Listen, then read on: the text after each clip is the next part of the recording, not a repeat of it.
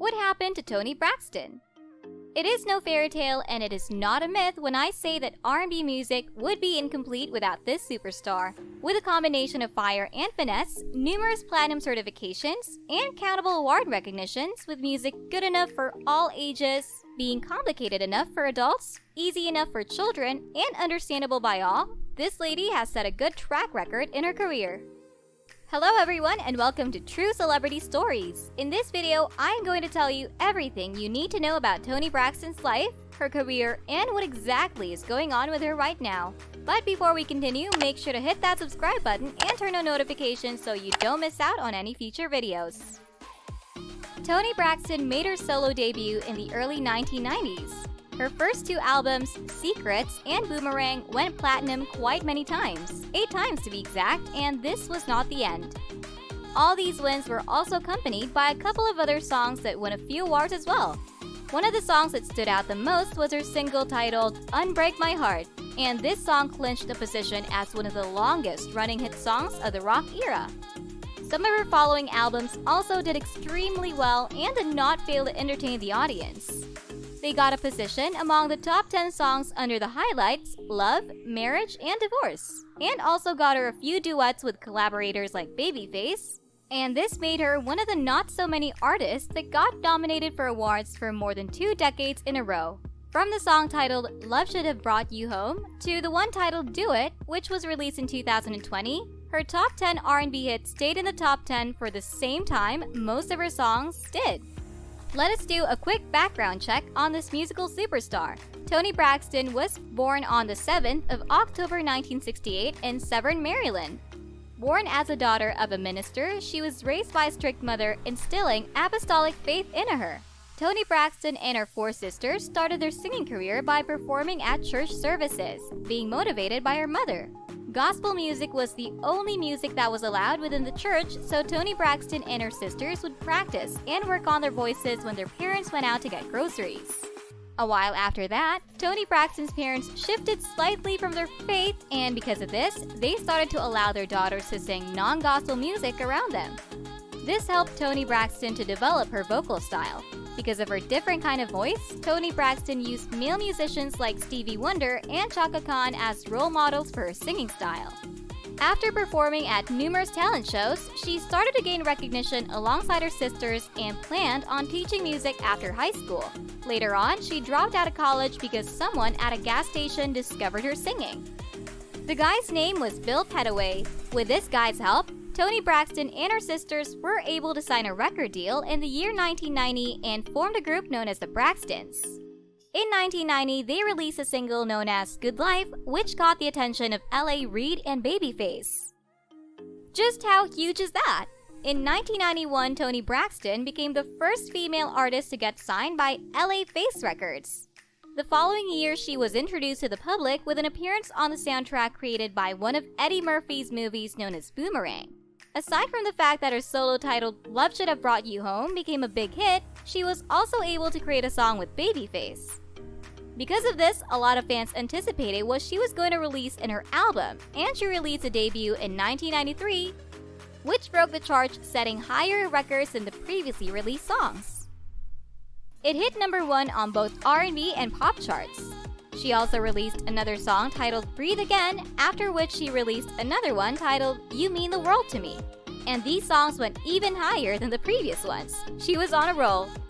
In 1995, her popularity increased, having won Grammys for Best Female R&B Vocal and Best New Artist. She also got another award for successfully recording and releasing the song titled Breathe Again. Have you listened to that song? After long hours of working with Babyface and L.A. Braxton, she released another album titled Secrets in the year 1996. And yes, you guessed it, it also blew the minds of her fans, being another massive hit.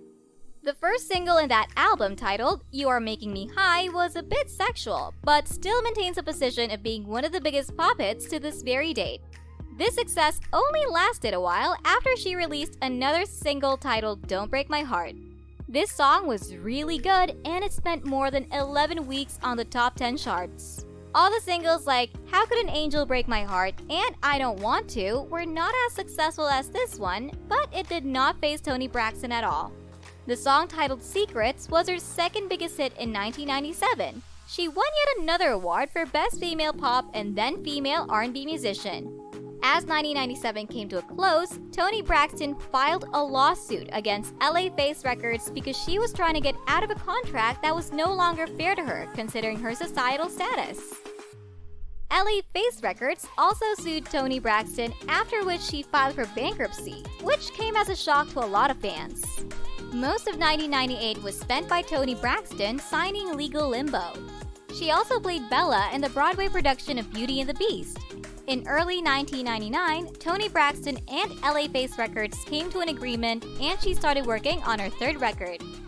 This record was released in the spring of the year 2000 and was placed at number 2 on the Billboard Hot 200, Secrets still holding number 1.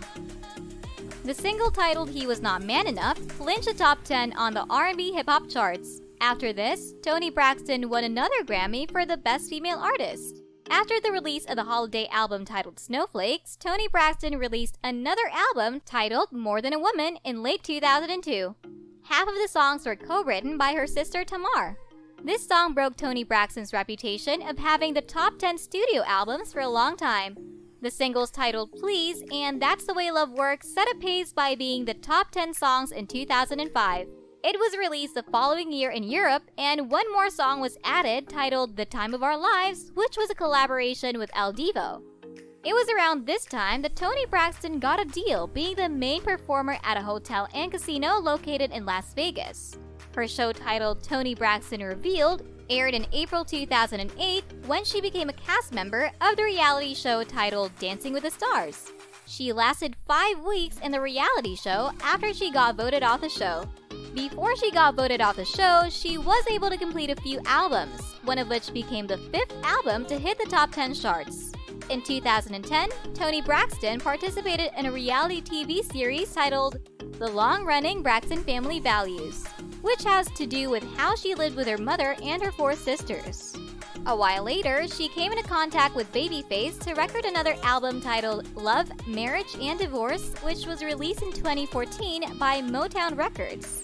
Love, Marriage, and Divorce also won the Grammy Award, being in the category of Best R&B Album before the Unbreak My Heart memoir was published. The book contained Toni Braxton's wins, as well as her health and business struggles behind the scenes, and it served as a form of motivation for the television film, which had a similar title to it. In 2015, Toni Braxton came into contact with the Def Jam label, which gave her enough motivation to record her second holiday recording titled Braxton's Family Christmas. Although a lot of complications crippled her touring schedule, she started work on a new album in 2017 and it was accepted by the Soul Train Legend Award. The studio album titled Sex and Cigarettes was released in 2018 and it hit number 22 on the chart, leading to the nomination for Best R&B Album. The song titled Long As I Live, which ranked in the top 20, received a nomination for the Best R&B Song and Performance. Toni Braxton was diagnosed with a 23% blockage in her microarteries. At first, the doctors concluded that she needed a heart transplant, but after much medical examination, it was discovered that she had microvascular enigma, meaning that she was going to use drugs for as long as she lived. What do you think about this? Do you think she'd find an alternative, or do you think she'd come back with a bang and reign again just like in her glory days? Drop your answers in the comments section, but before you leave, make sure to hit that subscribe button, smash that like button, and ring the tiny notification bell so you don't miss out on new content about your favorite celebrities. I will see you soon!